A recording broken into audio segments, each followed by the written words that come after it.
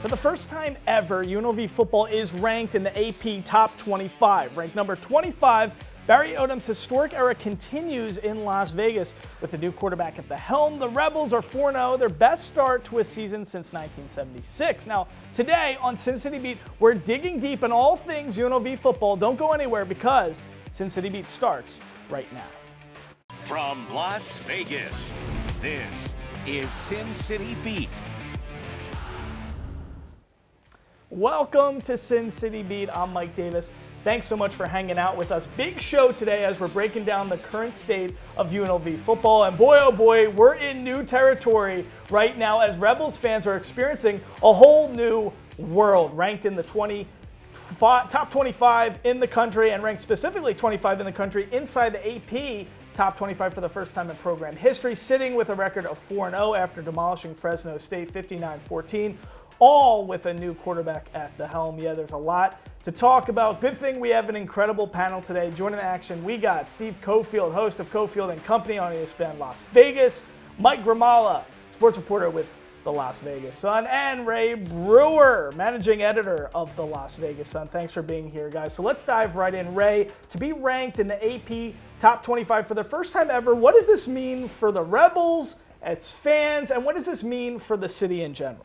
I just think for UNLV football, it signals the arrival, right? We've all looked forward to this. What if we could get this great stadium? What if we could get this great practice facility? This is an awesome city. We could get X, Y, and Z, and then we're gonna achieve. And everybody's like, oh man, UNLV 2 wins ain't gonna happen, blah blah blah. And look what's happened. Great coach, great stadium, great city, great university. 4-0, tons of momentum, uncharted waters. Let's go, Rebels.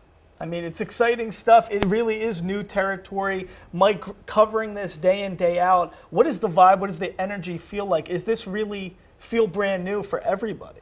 They say that, this is a goal that they had in mind, so they're sort of downplaying the entry into the top 25. I think one of the big things that comes with it, though, which they are embracing, is you just get a lot more attention. Like when you've got that number next to your name on the scoreboard, 25 UNLV, people are more apt to tune into your games or to check on your scores, or there's just more interest, and that raises the stakes a little bit. If UNLV plays Boise State in a few weeks and it's both teams are in the top 25, you've got a lot more casual viewers tuning in. You've got maybe committee members getting their antennas up. So I think there are some tangible things that come with being ranked, and I think that's the stuff that the team is more into, more so than just the pride of being ranked. It's the stuff that comes with it. And that, it leads to my next question. Are we ready for this new kind of atmosphere, this new pressure, all that great goodness that you just mentioned? That's great, but now that comes with a lot of pressure. Are we ready to handle it without having ever known it? Well, I think for fans, a lot of this is just kind of gravy. They're excited about it. But I still think, and Ray can comment on this, he's been here longer than I have, and he went to UNLV, that there's still a little bit of apprehensiveness. Like, they have high goals, but I don't think a lot of fans are ready to say, like, they better win 10 or 11 games.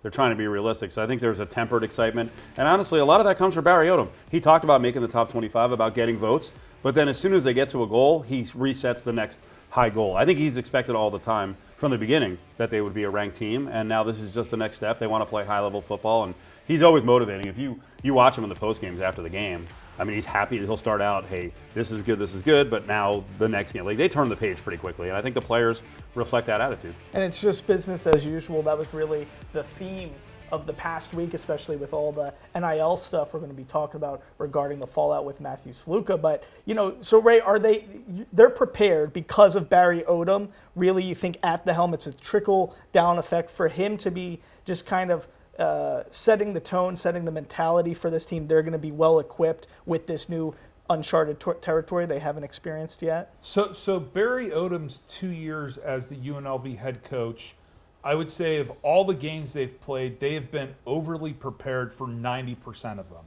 I could only count a handful of times where it was like, oh gosh, this guy might have been out of position, or the personnel wasn't great. And I think that organization is so important because the players know what's expected of them to win a game. And you see it just like at the quarterback position, right?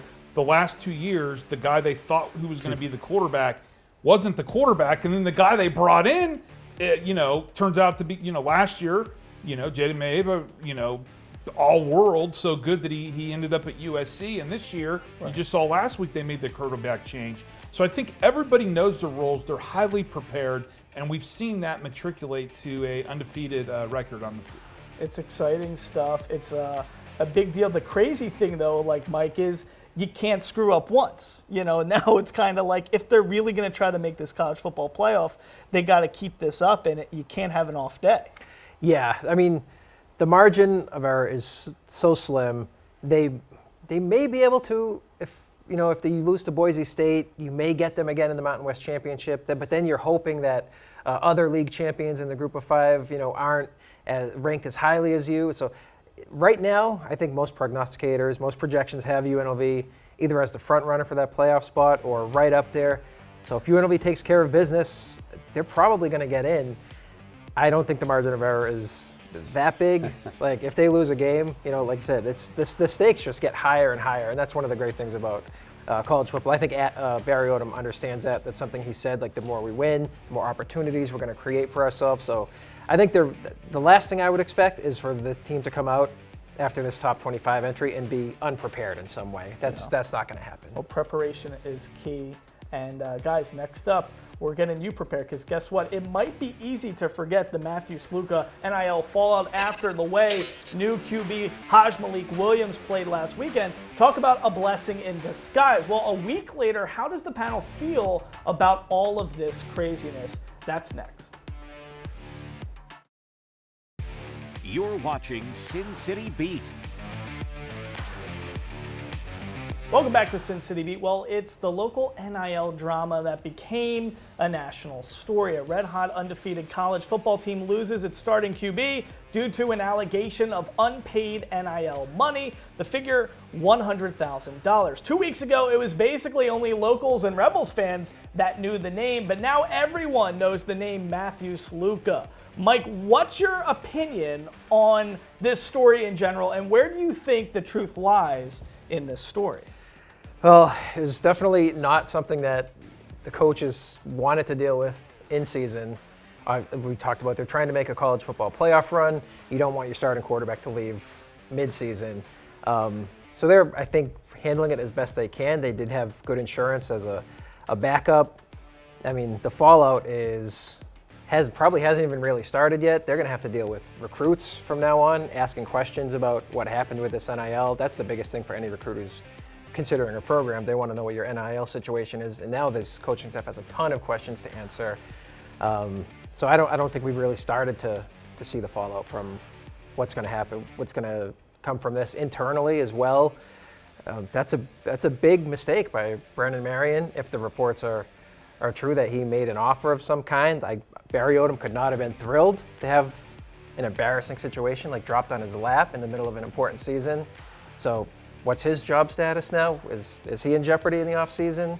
That's all stuff that is still yet to unfold. Well, it's crazy because, one of our most popular clips ever on Sin City Beat was the great Ray Brewer last week talking about this, and it really went around a lot of circles, just kind of, stating, Ray, how, if you do right by the city of Las Vegas, the city of Las Vegas will do right by you. My question for you two guys is, it's fascinating because we don't know where the truth lies currently in this story, but let's just say he wasn't paid and wasn't, promised certain things and didn't get that money. What do you think he would just maybe ride the wave a little bit more, seeing what's happening right now, capturing lightning in a bottle, coming from Holy Cross, Malik's coming from Campbell. I mean, these are guys that weren't at top tier programs before. To ride this wave and to have this opportunity, it's just puzzling to me to let that go.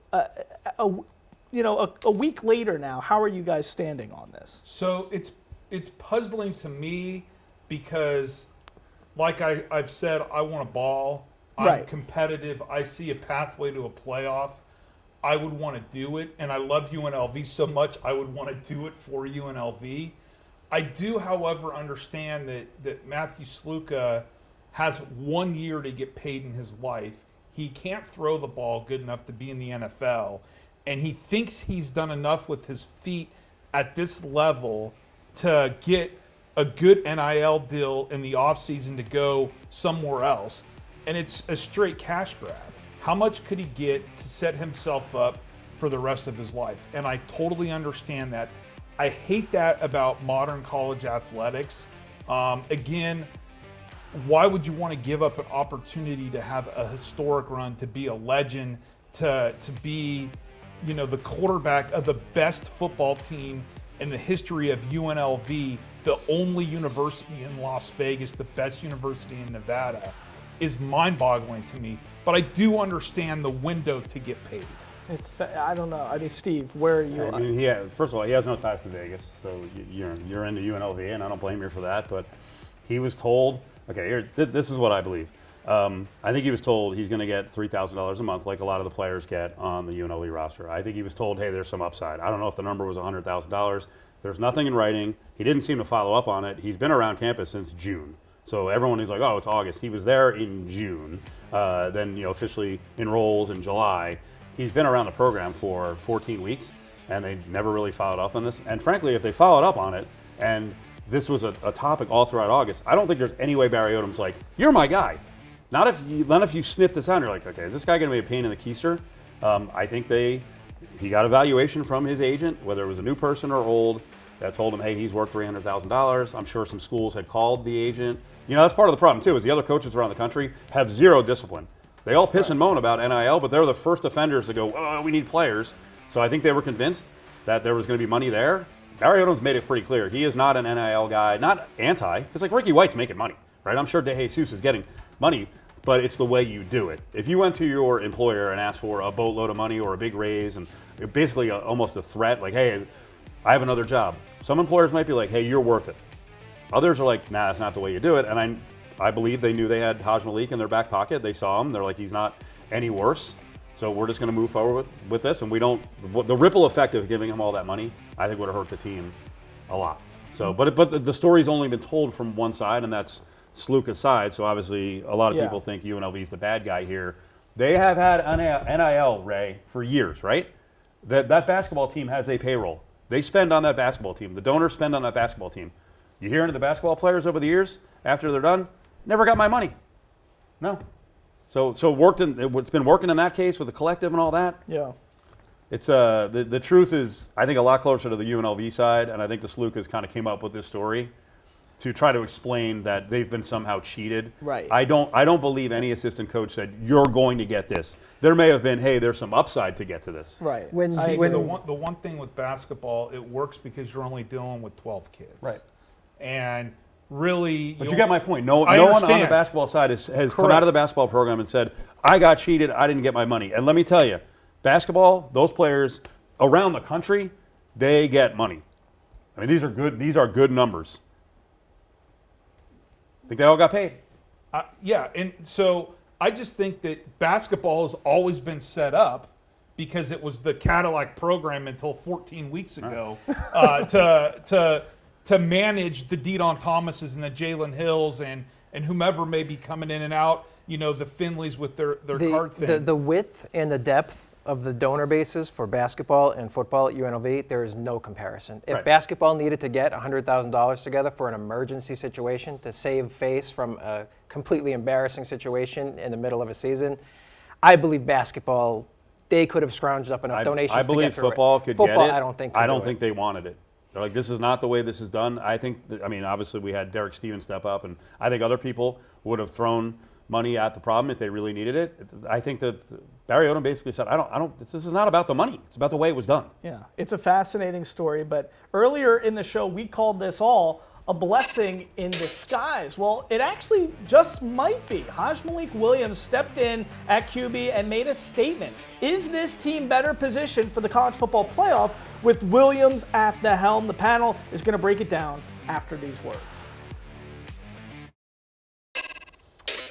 Well, after a dominating display over Fresno State last weekend, UNLV is 4-0 for the first time since 1976 and ranked in the AP Top 25 for the first time in program history. Now, it was a big win, especially after all the craziness with off-the-field drama with obviously Matthew Sluka and all that NIL claim. But for Haj Malik Williams and the Rebels, it was just business as usual. In his first start at UNLV, the Campbell transfer dazzled through the air and on the ground. Williams completed 13 passes on 16 attempts for 182 yards and 3 touchdowns, and added another 120 yards rushing plus a TD. So, Steve, please tell me this is not just only a blessing in disguise, but this team is actually better situated to make a run for the college football playoff with Sluka gone and Williams starting. Based on what we saw, they're better positioned. I'm also going to be a little cautious. Let's see a little more out of Malik Williams. But here's the thing. I told everyone I could last week when they were asking outside the market, hey, what's going to be the drop-off from Sluka down to Malik? And I was like, I don't think there's going to be any unless he's freaked out for the game. He's nervous. He has the same skill set. He's a better passer. I'll tell you, the thing I like best about Malik Williams, the best players on this team, they all act like they've been there before. They're not high. They don't get too crazy. They don't get too low. Ricky White's the leader, but they have a lot of guys who kind of that Barry Sanders thing. You score a touchdown, here you go, sir, and then walk off. And Malik's the same way. And it's really a reflection. I think that's a testament to Odom. That's their personality, but you're right. That's the thing. I think a lot of Odom's coaching has rubbed off on the stars of this team, and Malik blends in perfectly. So let me ask this question, because I think this is what everybody at home is thinking. So if Malik Williams is the better guy at QB1, why wasn't he QB1 from the get-go? Can somebody answer that for me? Because Matthew Sluka was probably brought in to be the starting quarterback. Whether the offer included a promise of NIL money or whether it was just you're going to be the starter. But if Odom's not an NIL guy and he's the dude who's next man up, you're going to earn your keep, why would he care? Why wouldn't he just put the best person right for the job? That's what I don't get. There's a political aspect to it. Matthew Sluka would not have come to UNLV to be a backup. This is a guy who had offers from other schools. According to Sluka's father, he had offers for more NIL money at other schools, if you believe that. We do know that he was one of the top-ranked quarterbacks in the entire transfer portal, even though he was a Division II guy. Matthew Sluka would not have come here if he expected to be the backup. So you do with that what you will. I referred to him, and I know in the offseason, in my coverage, I always referred to him as the presumptive starter because that's what he was. The only way he was not going to get the job was if he fell completely on his face, and Malik Williams was just an absolute superstar. From the eye test, you being at training camp, all those types of practice, all those things, did you think Sluka was the better quarterback? I thought he was. I thought he had more big play potential. I thought they were pretty close. Malik Williams was very good. He was great in the spring game. He did nothing wrong, and he excelled. One of the things that was most impressive, you probably saw it, Steve, there were times at training camp they would take a break for water or what have you, and Malik Williams was the guy bringing the entire offense together, giving the speeches, rallying the team. He was the one carrying himself as the starter. So explain this. Don't buy. We have 1 minute. First of all, we're making this into like that's why he got the job. It was razor thin. They gave the guy with more upside the job. I don't think it was promised to him, and I don't think it's factually correct that there were all these schools in on him. They were until he said, I can't be there for the spring. I'm graduating. And I think almost every school dropped off because the big schools, you're going to spend big money. I want you there for the spring. And Sluka said, hey, it's important for me to graduate. Real quickly, we have 45 seconds. Just tell me, the question everybody wants to know, why was Haj not in this role? What's your take on What this? you saw Saturday was somebody who was in the system since January and who played spring ball and who was intimate with the offense, who had a game plan to fit his skill set survive. The Matthew Sluka, 3-0, used his skill set on the ground to beat Kansas, might have had bigger upside that hadn't been reached yet because he hadn't been intimate with the playbook as the player we saw on Saturday. I'm so fascinated to see what's going to happen because if this team goes undefeated, makes the college football playoff, how much of the pudding is based on Sluka, how much of it is based around the teams around him. So we'll talk about that. But okay, up next, the Rebels have a big showdown Friday against Syracuse. Predictions and outlook on that game after the break. The Rebels are firmly in the mix for the college football playoff and are fresh off a 59-14 win over Fresno State. UNLV welcomes Syracuse to Allegiant Stadium on Friday. Right now, the spread has Syracuse +6. So, Ray, do you see the Rebels and Coach Odom continuing their winning streak on Friday? Because, as we were saying earlier, this margin for error is pretty slim. Correct. And as we also talked about earlier, Rebel fans kind of are walking on eggshells, nervous that somewhere along the way the team's going to fall off, and this matchup scares me, right? Syracuse, ACC school, Kyle McCord, their quarterback, has been brilliant, played at Ohio State last year. Good new coach. Until last week he was awful, of course, but it worries me that this team, Syracuse, does have some talented players, and UNLV is, still very much so getting comfortable with the new offense, finding its identity. Defense has been great, but again, a very talented team. And one of those boxes you're going to have to check, Syracuse, Oregon State, Boise maybe twice to get to the playoff. Very worried. I understand the longtime sufferers of UNLV that just want to get that 6th win for a bowl game and beat Reno. Even though the pie's a lot bigger. He's talking about himself. He's describing himself. What's your prediction? I want to get predictions from everyone. I think they win on a field goal at the buzzer by the freshman from Faith Lutheran, Caton Chittick. Look at that. Who was on Red Zone this past week. All right, Steve? Same thing. Tight game. Played in the 30s. They're going to throw and throw and throw. Syracuse with McCord will throw 40-plus times. So it's another test for this Rebel defensive backfield, which was rebuilt. Now, keep in mind, Fresno I thought was a real test, but Fresno got crushed up front, and Mikey Keene started seeing ghost, and he was seeing all these exotic blitzes. Now, if they can do the same thing, if the O-line for the Orange is a sieve, then McCord is not very mobile, so he's going to have a tough time. But I think he's got a great receiving core, too. All right, so pressure on McCord. Mike, we got about 30 seconds left. Prediction. I think they're going to win in a blowout. I think it's going to look like the Fresno State game. I'm on board with Haj Malik Williams as a starter. I would like to see someone stop this offense. I don't think Syracuse can do it. I think UNLV goes over 40 points, something like 45-17, something like that. Wow. I like it. I think they're for real. I think they're for real. I've seen enough. I don't care. It doesn't matter who the quarterback is. And so you're saying you want to put your ticket in right now for they've got, college football playoff? They've got 20 5 seconds. quarterbacks that you've never heard of. You put any of them in the game, they're scoring at least 35 points. I love it. There you go. Mike Ramala, the great Steve Cofield, and Ray Brewer. Thank you guys so much for joining us here on Sin City Beat. We'll see you next time. Go Rebs. We'll be back here next week.